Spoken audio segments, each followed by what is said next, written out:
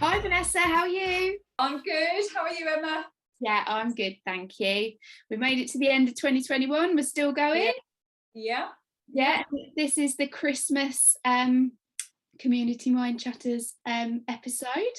Yeah. So we thought that we would come along and have a bit of a chat about Christmas and all that brings, and just mental health, Christmas, all the challenges that it brings, and all of that sort of stuff. So but we are going to start with, I'm going to ask you, Vanessa, and I'll talk about my experiences. What is your favourite Christmas memory? What, when you go back through your life and you think about Christmas time, what is your favourite memory that sort of comes up that you think? I think my favourite memory is always my nan. Always my nan. Because my nan loved Christmas. So her really, and my favourite probably is when I was about 10. And Christmas was very different back then to where it is today, so I used to have one of my dad's police socks. A what? So, as a stocking, we used to have one of my dad's police socks because he was a policeman. Okay. So we stick that on the end of the bed, and I mean, you'd get in there, and I used to get so excited. So in there would be sort of like an orange, and it was all the traditional little bits and pieces in there, and then you'd get a bit of chocolate and everything. But my nanny came one year, and I don't know if you ever remember Dusty Bin from one, two. Yeah. Well, they were making these dusty bins, and it's sort of like the metal in the inside, and then it was covered in, sort of like fur and everything. And this particular year, I mean, I would never sleep. I would wait for Santa to creep in and put everything down. I'd listen out, so I wouldn't sleep. I'd get so excited. And then I'd look, and I had this dusty bin at the end of my bed. And I had a Timex watch as a present that year. And I'd always wanted a Timex watch. You think everybody's going like, what? What's all that? But back then, 40 years ago, no longer than that. But it was lovely. My nanny bought me the watch and she got me the dusty bin. So really, my nan is my best memory. Really, is my nanny. Oh wow, that sounds lovely, and it's nice that you've got that memory of her as well. And another thing, a tradition in my home, I think, is my dad was a policeman. We never opened our presents until the afternoon, so he always worked nights. So our Christmas was later on in the day. But my parents never put the Christmas tree up until Christmas Eve. Wow, okay. Yeah, Christmas Eve. So we'd go down in the morning. So we'd have our stockings and we'd see all the decorations where we hadn't seen it before. So, that was quite a nice memory as well. Yeah, it was nice to go down and see the decorations for the first time, which I hadn't seen them. Yes. Because, I mean, let's face it, we put them up as soon as you hear the Christmas song. It could be the end of November, and by then Boxing Day, you want to take them down again, So I think, for me, it was a bit more traditional then. It's interesting when you mentioned Christmas has changed so much, and it actually has, hasn't it? Absolutely. All those little traditions have started to move and change, and like you said, putting Christmas trees up in November. But the thing is, though, if it brings you joy, it brings you joy. Why whatever. Keep it out, but it's nice that some certain traditions are still there, but things change all the time. I mean, we always keep the Queen's speech in. It's very important to us because my nan, we do it because my nan would always go, shh, the Queen's speech song, and and it was respect. So I've done that for my children. My daughter is hosting this year. My daughter's exactly the same. My daughter will go, everybody quiet for Queen's speech, So it's good that, you teach the good traditions and keep them going. You can keep things alive still, even though she's not here with me, she is with me. She's with me on Christmas Day because I make it so. Those little traditions, keep them going for the family, really. And memories are really, really key for that, because if things aren't as we want them to be on the outside, we have memories, they're always there. Yeah, definitely. And we can use them when we want to Yeah. to our advantage. Fab. I was thinking about my favourite. Now, my favourite is probably not sentimental at all, but my favourite is when my dad and my stepmom, I was really lucky as a child because my mum and dad split up when I was little. And I had Christmas morning with my mum, so I had presents from Santa there, and then I'd go to my dad's, and then I'd have presents from Santa there in the evening. So I was really spoiled, to be honest. But I went to my dad's one evening, and I can't remember how old I was, but I would say I was roughly between 8 and 12, that kind of age. And I had a purple shell suit. A purple shell suit top and a purple shell suit bottoms, and it was the best. And I'll never forget that, getting my shell suit. Can you imagine? Did you ever have a shell suit? Yeah, a bright pink one. Yeah, I did. And now I look at it now and I'm thinking, I haven't got it now, but when I look back at photos and I'm thinking, did I really wear that? But at the time it was the fashion and I looked cool, Exactly. I told my dad about it the other day, and the stepmom, and I think she's going to try and dig out an old photo. I was like, oh no. You have to put that on your Christmas mantelpiece. Christmas, whatever year it was. Yeah, it's a nice memory. I think sometimes I know if we focus too much on the bad, it really doesn't do us any good. But focus on those good memories. Look, now we've just laughed about two memories that's really, really good. And I think as much as I miss my grandmother at Christmas, and this is the reason why I struggle at Christmas, I really struggle because she was a big part of my growing up, and a big part right up until, she's been gone about 11, 12 years. So, a big part of my life and my children's life, because my oldest son, who's now 33, he was 18 when, 18, 19 when she died, but, but so, and his as well. So I think, it's important to keep her memory with us. She was a very religious lady, a very Christmas lady. So all right, I'm not particularly liking Christmas for myself, so I do something that I know she'd be proud of. I go and help other people at Christmas. Yeah, that actually helps me. Yes, and that helps you all year through, actually, doesn't it? Absolutely. And myself, it's so rewarding to help other people. And it's the best. It's the best to know that you've actually made somebody smile, or you've took a little bit of stress off the shoulders. It's just amazing.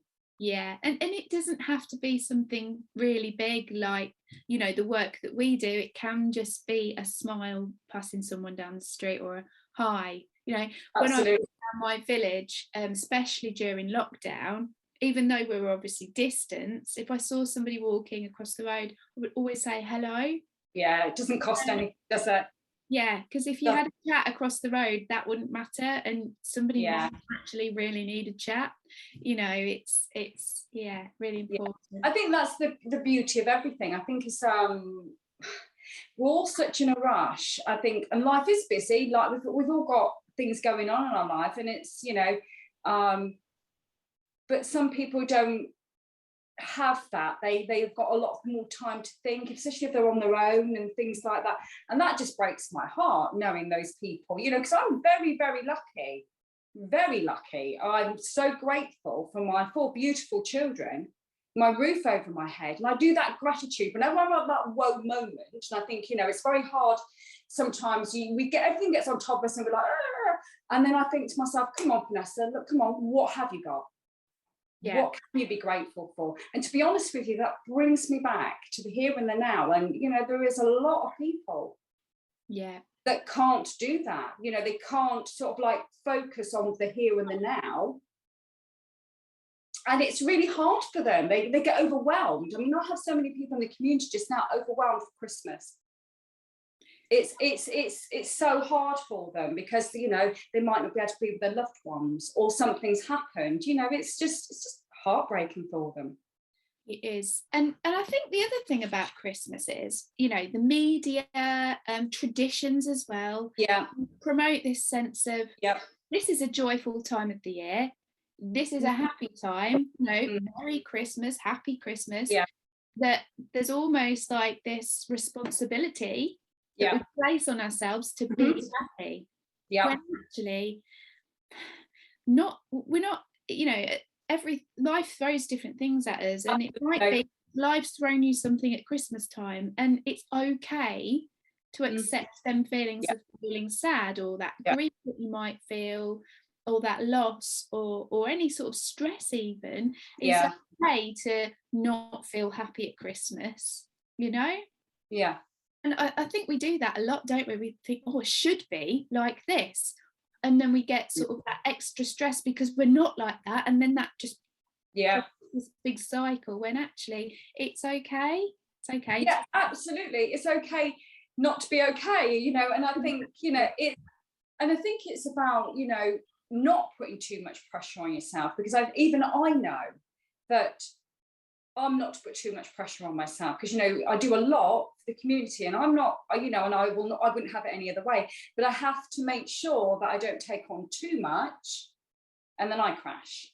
Exactly. So it's just about, you know, it's about managing.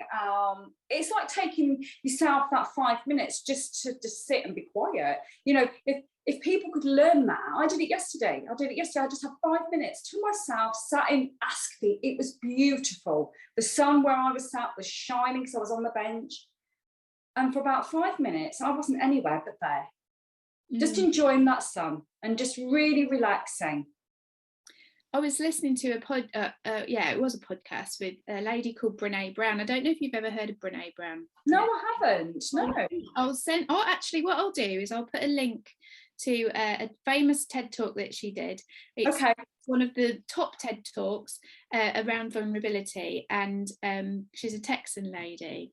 I'll put the link onto the Community Matters page, because I think that'd be interesting.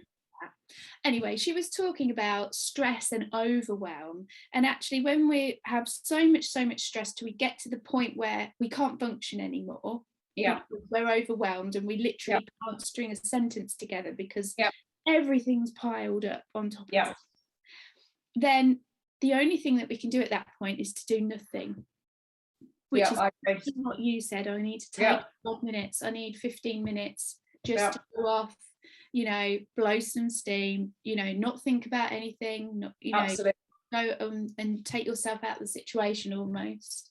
And that's exactly what you mentioned there. Just take 5 minutes. You know, I did it. I mean, yesterday morning, I mean, I've started up boxing again, but I'm doing it with a coach. So I'm doing it with a coach 1-to-1. And the first week I did it, I was a bit like Bambi trying to walk, you know. I was like all over the place, didn't have any coordination. I was like, my feet were all over the place because I didn't focus. I worried too much that I wasn't going to get it right. I put too much, and this is what we do. We put too much pressure on ourselves. We talk to ourselves in our head, oh, I can't do it, I can't do this. But then this week I was worried about going, so I went yesterday. I was really worried, and when I went straight in, I just straight to the coach and I said, look, I'm just going to be honest with you. I'm really worried about this morning. And I said, blah, blah, blah. So what are you worried about? We talked about it. Then he went a bit slower. I switched my brain off to overthinking and I focused. And after the session, he went, wow. He said, that was amazing. He said, I could see you focusing, Vanessa. We could see that you just switched off, you focused. And he said, I then put some things in there that you shouldn't be doing yet. He said, and you just went bang, doom. And you know what? I came out there feeling really, really good that I actually focused. Because I think when we don't focus on something and we, you know, we panic, don't we? We panic. Oh my God, I can't do it. And I wound myself up so much that I couldn't do, because the work before was a disaster. But actually wasn't. What's important there is that you gave yourself, you gave yourself permission. Absolutely. By telling him, it's a man, is it a woman? It's a man. It's a man. By telling him how you felt, you gave yourself then permission to turn that bit off. Yeah. And then give yourself the opportunity to focus, because you communicated that to him and he helped you. And sometimes when we feel like we should be really good at it and go in there and get it done, but actually if we communicate that when we're not feeling like that, then that opens the door for change. So because we put pressure on ourselves. I'm going to say that I'm a perfectionist, but I am with myself. I'm like, I need to do this. I need to crack this, because, I don't like to seem silly. It's about feeling a bit silly, isn't it? And the week before when I was in there, I just felt so silly. I just really, really did. And really, instead of sort of like going, oh, I'm going to do that, I sort of like was giggling and sort of, I've got it wrong, But this week I had a different approach to it. I was like, no, come on, you can do this. But I still didn't put that pressure on, but he guided me and it went really, really well. I think it's the communication, I think with everybody, and I know with mental health, I get it with lots and lots of people. People are too scared to tell somebody else what they're worried about. And with me, I'm not like that. I would rather tell you. So I went straight in, I went boom, boom, boom, boom. This is what I'm worried about, but we sorted it. But not everybody has that sort of like ability to do that, because they're sort of like, well, what will they think about me? It's being judged again, isn't it? People fear that judgment, where I suppose I don't really, but that's me, not other people. Yeah. That's really interesting, because my daughter started doing handstands and things. She's only 8. And I said to her, do you want to go to gymnastics class? Because she's a very shy girl. She's beautiful. And she said no. And I said, why? What would help you? And she said, well, I can't do it, Mummy. I can't do it very well. I said, that's why you go. You go to learn how to do it. Not everybody who goes is brilliant. That's why they're there, so they can help you to do that. And just having that mindset of, you don't have to go in and know everything. No. That's what that club or that coach is there to do, to help you to be good. So if you was to go in being good already, then that would be pointless, wouldn't it? So and I think it is. It's, and it does start from an early age. I think people, like you've just said with your daughter, and I hear it all the time. People are saying to me, oh, I can't talk about it because you'll think I'm silly. No, I won't. But that's me. I don't think anybody's silly, because I don't, their feelings and how they feel is theirs to own. It's not mine to say anything. It's not my place to go, oh, stop being silly. I would never do that. But a lot of people probably have told them. And I had that negativity. People used to say, oh, what are you doing that for? But actually, I'm strong enough to go, it's up to me what I do. And really, but a lot of people, vulnerable people, haven't got that ability. They really haven't. And it's hard for them. So then that's all that added pressure they put on, because I just think Christmas time for a lot of people, there'll be a lot of families that go, oh, everything has to be right, and so-and-so doesn't like that, and so-and-so, where am I going to sit everybody? And that person doesn't get on with that person. So for some people, the whole day is just like, I want to not have it, And it's, again, isn't it? It's like what you were saying about getting people around not liking each other. We think, again, we have to be with family. And we don't. Not all families get on well. So it's about doing what's right for you. And if absolutely, if is right for you is having a good old cry because you miss somebody, or something's happened, that's okay. Doesn't matter that you cried on Christmas Day. It's not it's not going to change anything if you didn't go to that family meal, because actually that's really going to affect your mental health in a big way. That's okay. It is about that. I think, I don't host Christmas anymore. I used to, but my daughter, she's a brilliant cook, she will host Christmas, so that takes the pressure off me a bit, because I've always done it, being her mum and everything like. But now it's nice to go somewhere, and I'm so proud of her when she's done this beautiful meal. I'm like, wow, but I haven't got that pressure anymore of feeling I have to please everybody. Yeah. But it's sad because now she's got that little bit of pressure, you know, she worries a little bit more, but I always reassure her and try and help if I can. Like, you know, we're sharing. I'm cooking the turkey, she's cooking the, I'll take it to her. I'll do the, you know, we share bits and pieces. Even though she's hosting it, I will still help her, you know, and I think it's a joint thing, really, in a sense. But years ago, it used to be the worst day for me. It was like, I never sat down. I was so tired. I do love it though. I host and I Yeah. cook. And I will say this. I'm actually pretty good at Christmas dinner. I will take that one. But when I love it because I've been rushing around all morning doing everything, and then I sit down and I just take a little bit of a moment just to watch everybody around the table. Oh, it's magical. And it's like, oh yeah, I really enjoy it because I know proud of yourself going, of everybody going, oh Emma, thank you, this is lovely. And it makes my head do this. Oh, of course. but no, that is really nice. I do enjoy that part of it, definitely. Well, what we did last year is, it's usually because my son lives in Norwich with my granddaughter, so he won't come down, but the rest of my children and my granddaughter are my daughters. So Indy doesn't like Brussels sprouts, so we made for Christmas Day, we put one on a plate and we then make her eat. She says, come on, it's Christmas, eat Brussels sprout. And she did, and her face was like, but they're lovely little memories. They're just lovely little memories. And she even said, oh, Nanny, can you remember when I ate that Brussels sprout and I didn't like it? I went, I know, you know, but they're little memories that, you know, that she hasn't forgotten already. You know, it's lovely, you know. And my daughter, I mean, I was talking, Chris, I was so tired last Christmas because I'd cooked for the community and everything. So I was just so tired. So when I got in my daughter's, I was just like, I've been up since 5 o'clock. Not, you know, and I'd cooked all these food and all this food had gone out for about 15 people. And I was so relieved, not in a horrible way, but there's a lot of pressure. You know, I wanted these people to be happy. And I sat down, and looked at my food and I went, it's lovely, but I've been smelling food since 5 o'clock this morning. I said, I'm going to try. She goes, it's all right, Mum, I feel the same as you. She says, let's put ours on the side. We both had a nap. We both sleep.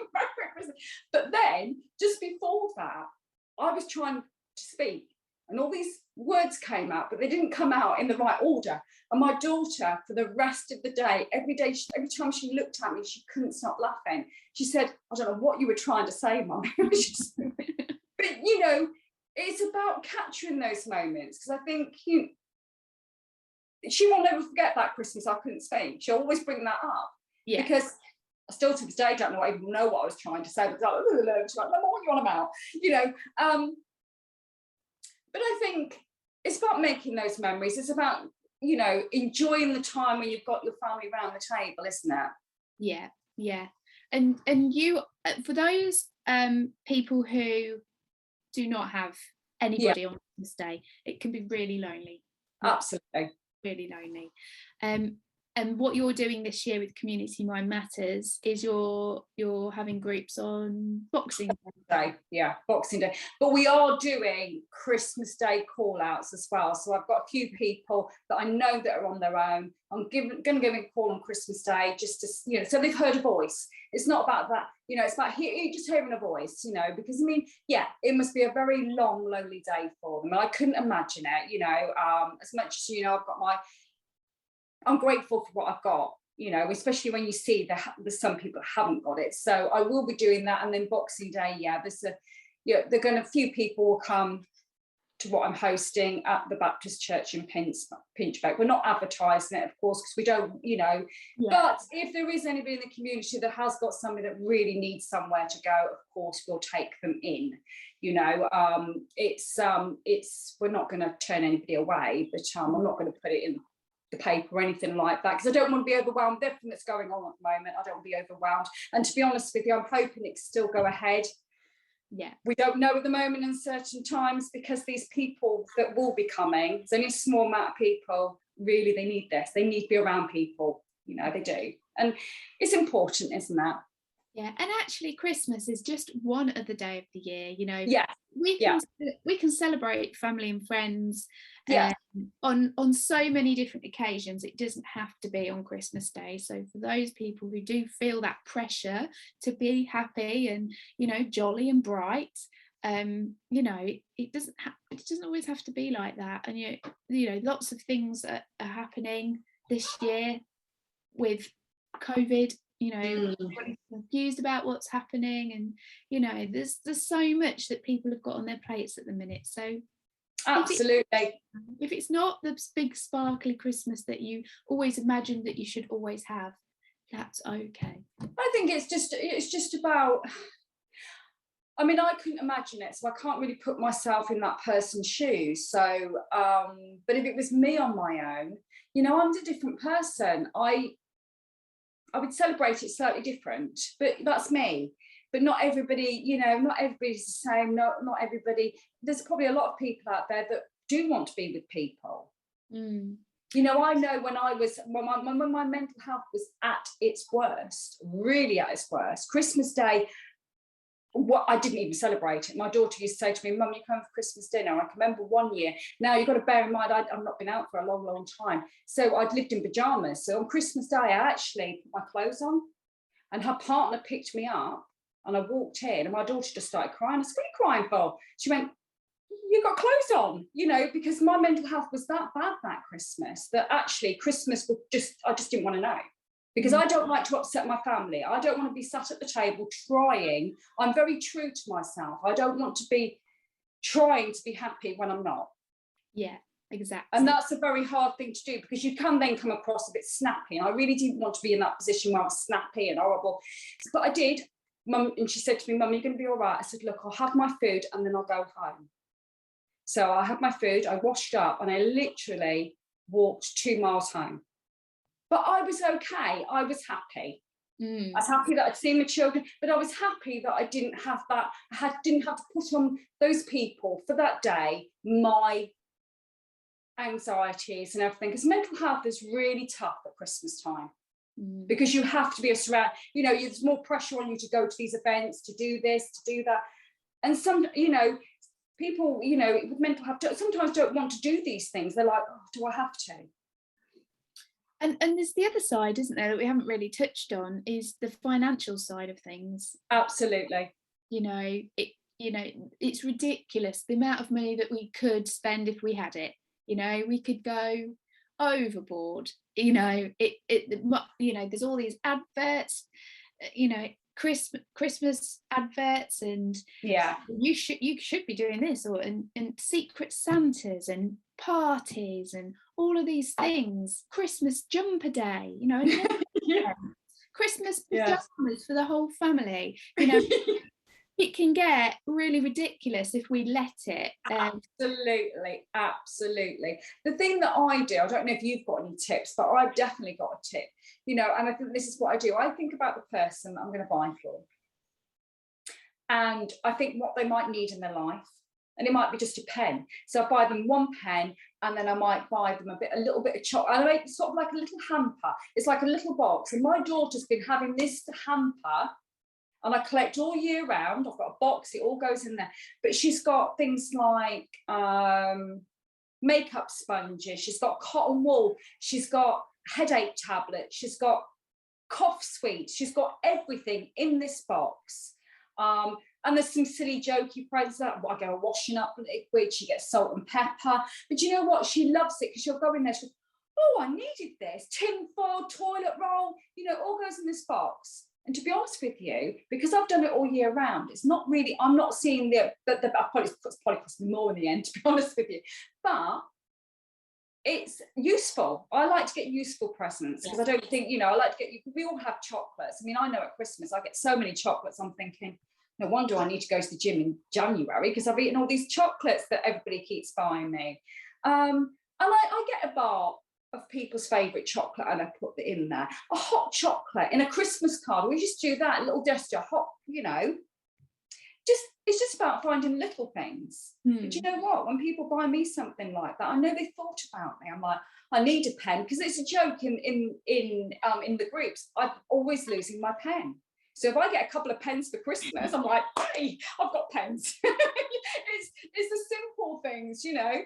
I think there is that pressure. Oh, my son won't have anything but this. And I'm thinking, you know, yeah, people go into debt over Christmas, don't they? They get themselves into an awful mess, bless them. And it's, you know, it's sad because there's all that pressure. exactly, that pressure of getting the perfect gift, and the pressure of, oh, I need to get somebody, you know, I need to spend that amount on that person, the same amount on that person, but that gift doesn't look as much as that gift, and you know, it can get really I hear that all the time. This costs this, but because they've got, the other person's got 2 presents, I've got to buy another present, so they've got 2 presents to open. It's just, it's just madness. But you know what, I've been that person as well. When my kids were younger, I was that person that just, Christmas was just so expensive for me. Yeah. But now it's not, because I won't make it that way. And to be honest with you, the kids are older now, so they don't expect it. I mean, Taylor, all right, yeah, it's a bit different with him because he's still at home, so I like to make it. But I mean, I can't tell you on here what I've got in this Christmas because it's a joke Christmas. Last year, he got a potato peeler. Why is that? Right, this is a story. See, this is another thing. Do a joke present. Do joke presents because they are brilliant. So what I did is I got the potato peeler and I wrapped it in loads and loads of bubble wrap. Then I wrapped it in paper. Then I wrapped it in something. Then I put it in a box. And I put it in another box. And I literally, but then I put little messages like, this is a good tool for life. And, you know, when he got down to the last sort of like brown wrapping, it was, stand up and walk 10 paces to the kitchen. Stop at the kitchen sink. Please do not look in the sink. So he's doing this. And of course, then he's opening all this wrapping. He's looking really, really confused, thinking, because I tell him, this is his main Christmas present. This is his main. I've said it's his main. It wasn't. And then he stood there and he went, it's a potato peeler. And I went, happy Christmas. And he went, oh. I said, Santa's skint this year, I'm sorry, you know, that's all you're getting. So, you know, that's it. And I went, get peeling. And there was, and then there was a bowl full of potatoes. But you know what? This year, guess what he's done? All year round, he's peeled my potatoes. Love that story. It's brilliant, isn't it? I just say to him now, because there's no excuse. Can you peel me some potatoes? And they're always done, carrots, whatever. He peels for me. You know what my kids are getting for Christmas this year, don't you? Potato peeler. Potato peeler. Oh, the one he's got this year is brilliant, what I've got him this year. And do you know what I do? So I sort of like tease him. So like a few weeks out to Christmas, I give him little clues of what he might have for Christmas. And he's sort of like, oh. So he gets really excited. You know, I think he's 18 and he's still, you know. But then this Christmas, it's a nice present, but it's not a nice present. Okay. He's going to be grateful for it, but he'll be like, oh, I know what I've got to do now. You know, it's going to be, but you know, I said to him, I said, look, life skills. But you know what? He said to me the other day, because I work and I'm never at home, he says, Mum, start giving me the recipes. I'll start cooking meals. And I'm like, I've planted the seed that actually, 18, he's got to start looking after himself because in a couple of years' time, he's going. You know, he'd be, you know, and he can't live off takeaways. He can't. Sorry, he's got to, you know, he's been brought up with good food, so he's got to learn to cook. But no, I think getting somebody a joke present, and I've done it for all my children. And my oldest one used to always get washing up liquid, and you know, because he always did the washing up on Christmas Day. All these little things actually are good. And little joke presents, really, really good. They are, definitely. So we all know what we need to get our kids this Christmas. Vanessa, potato peeler. Yeah, you know, as long as they can handle blades. We're not saying that you should give potatoes. No, definitely not. Yeah. So yeah, I mean, let's just wrap it up. Yes. Let's wrap it up with Christmas decorations and just sort of wish everybody a Merry Christmas. I hope everybody does have a good time, and if you don't, it's just one day of the year. It's okay to not be okay, and there are people out there who, you know, can talk things through with you, help you, you know, just making that first step, like we've always said in all of these podcasts, that little first step to asking for help or asking for just a conversation, you know, it can really, really transform your life. So, and there will be some helplines yeah, open at Christmas. So we will put things on the page of people to speak to people. But say if there's anybody out there that is on their own that would like a call from me Christmas Day, it's there, but there is helplines as well that are open. Even if you've got lots of people around you, but you're still feeling lonely and or stressed up to the eyeballs, there is help out there. I think it's just reaching out, and as you just said, Emma, and I think it's really important what you've just said. It's that first step. It's that first step for seeking help, as we both know, because we've both been those people that haven't reached out. I would say, and I know you would agree with me, it's the best thing we ever did. Oh God, yeah. Best thing we ever did. But the hardest, but the best. Yeah, if it didn't save my life, it transformed it. Absolutely, absolutely. I mean, I know I wouldn't be doing what I'm doing today if I hadn't asked for help. Mm-hmm. And it is, I think it is. It's about, just going, I'm struggling a bit. But I do think we both know it's time. It's when people are ready. You can't force anybody to do something. No. Fab. Well, thank you so much, Emma. No, I've really enjoyed it. It's been lovely to talk through them Christmas memories as well. I could smell the cinnamon and the oranges just by, Yeah, I love that. Yeah, fab. Right. So yeah, hope everybody has Merry Christmas, everybody. And sees the new year in well and healthy and safe. And we will see you in 2022. Take care. Bye. Bye. Bye.